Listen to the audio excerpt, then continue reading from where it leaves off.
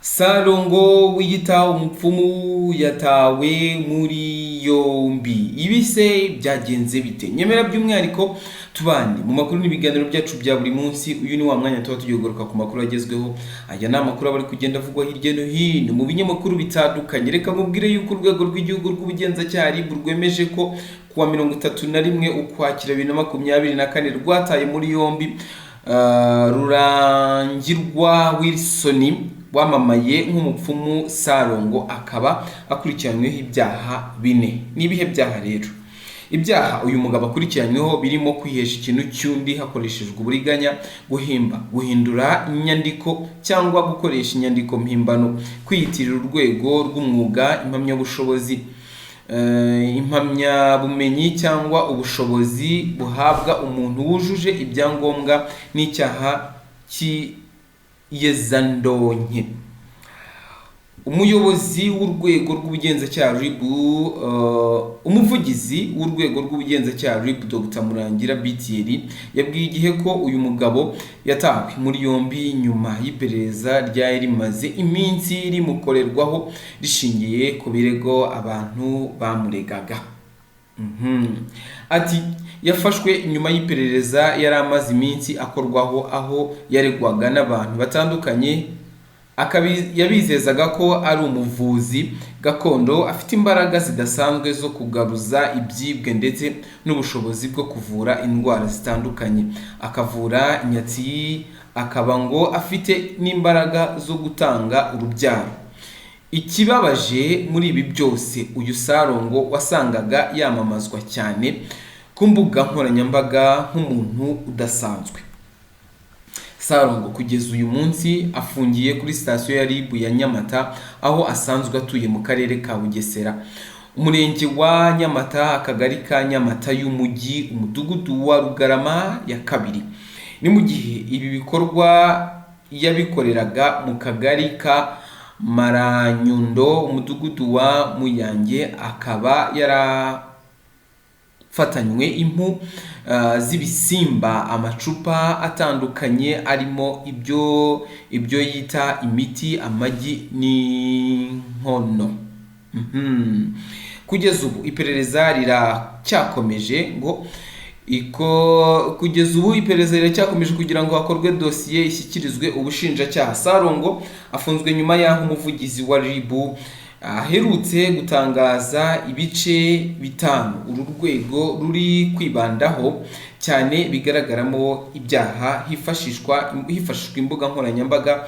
Ibyo bice ni igice cy'imyidagaduro, abahanzi baririmba, iyobokamana n'ivugabutumwa, kwamamaza imbaraga zidasanzwe n'ubupfumu, gukangisha, gusebanya hakoreshejwe amashusho y'ubwambure no gukwirakwiza amashusho y'urukozasoni. Baba we, ntabwo biba byoroshye. Sarongo yatawe muri yombi. Dore uduseke, uducuma, ahantu hameze nk'iziko n'utundi tuntu tugiye turimo imiti n'ingoma n'amafaranga.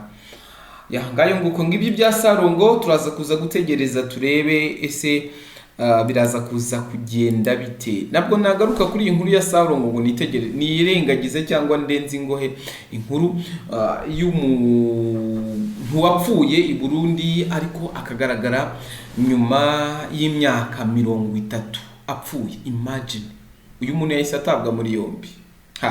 Mu gihugu cy'u Burundi umugore bivugwa ko amaze imyaka 30 apfuye yabonetse mu buryo bw'amayobera, arafungwa.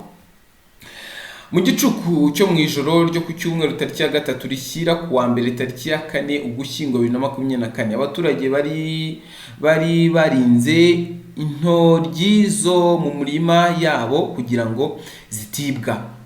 Bitabaje inzego z'ibanze muri komine ya Mutambo mu ntara ya Bujumbura, bavuga ko hari umugore babonye wageze aho bari aje mu murabyo.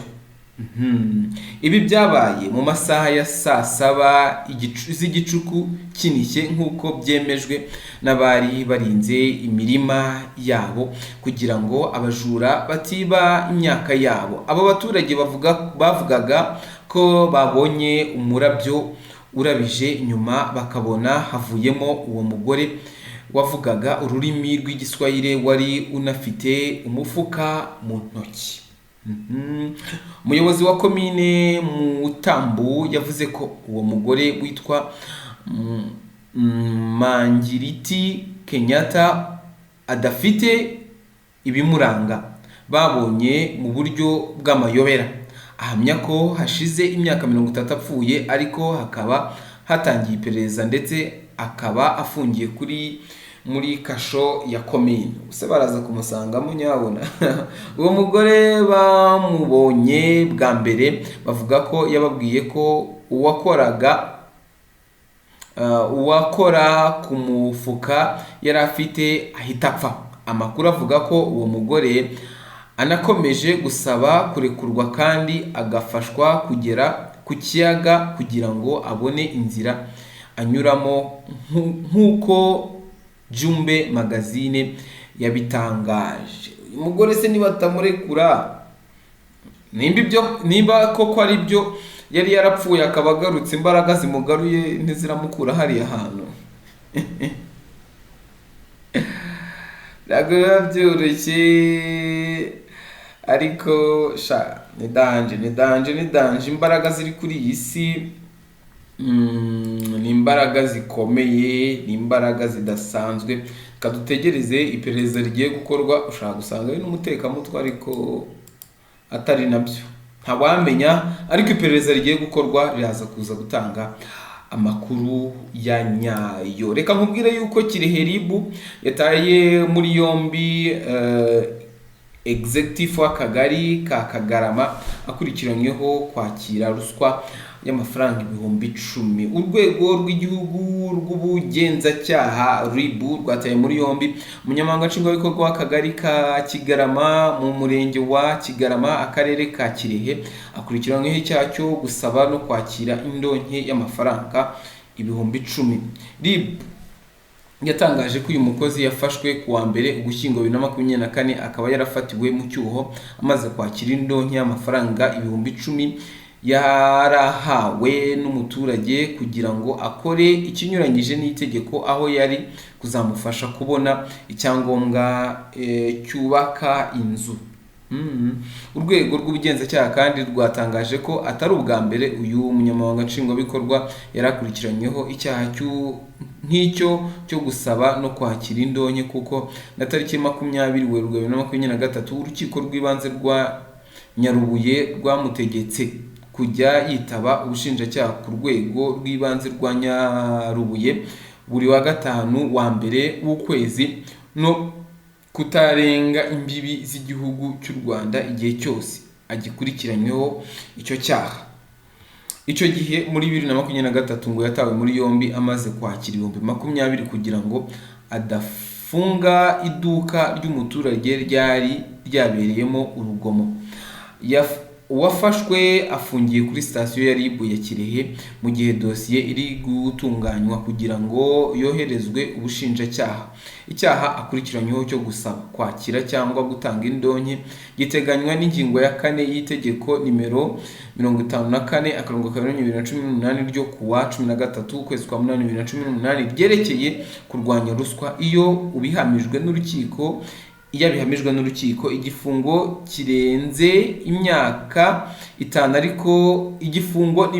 ariko kitarenze 7 n'ihazabu y'amafaranga y'u Rwanda yikubye inshuro kuva kuri 3 kugeza kuri 5 z'agaciro k'indonke yatse cyangwa yakiriye. RIB iributsa abaturarwanda ko itazihanganira uwo ari we wese ukora icyaha nk'icyo cyo gusaba no kwakira ruswa yitwaje umwuga akora, ikanibutsa abantu bose ko ari icyaha kidasaza kandi gihanwa n'amategeko, kandi ko ubikoze wese azafatwa agashyikirizwa ubutabera. Ngayo nguko ngibyo by'uyu mugitifu. Twababwiye yuko Sarongo yatawe muri yombi kubera ibyaha bitandukanye twagarutseho. Tunababwira yuko mu Burundi habonywe umugore wari umaze imyaka 30 apfuye, iperereza rikaba ritangiye. Maze no kubabwira yuko executive executive wo mu karere ka Kirehe yatawe muri yombi. Yarayoboye akagari ka Kigarama akurikiranyweho kwakira ruswa y'amafaranga ibihumbi 10. Ngayo nguko ngayo makuru yaragezweho. Reka tubatunganyirize nandi makuru ari kuvugwa atugezeho none. Ukore subscribe nayo ataza kuza kugucika.